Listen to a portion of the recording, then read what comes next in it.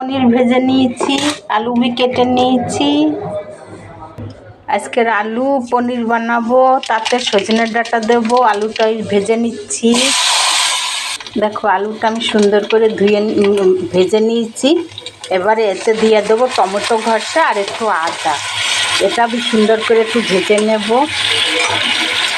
দেখো টমেটো সুন্দর করে আমি ভেজে নিয়েছি। একটু ধনের গুঁড়া দিয়ে দিলাম,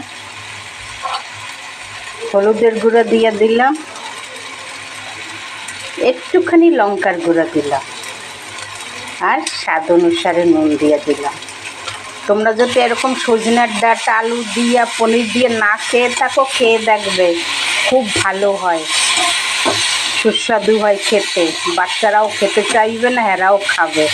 এই দেখো সুন্দর করে আমি মশলাটা ভেজে নিয়েছি। এখন এই সময় সজনের ডাঁটা খাওয়া উচিত।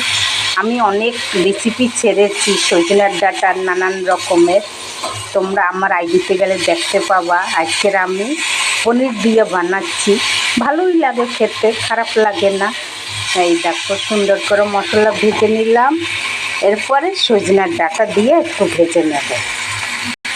দেখো যেহেতু আমি শুকনো লঙ্কার গুঁড়ো দিয়েছি, একটা কাঁচা লঙ্কা দিলাম আর একটুখানি মিষ্টি দিয়েছি, স্বাদটা আরও ভালো আসবে।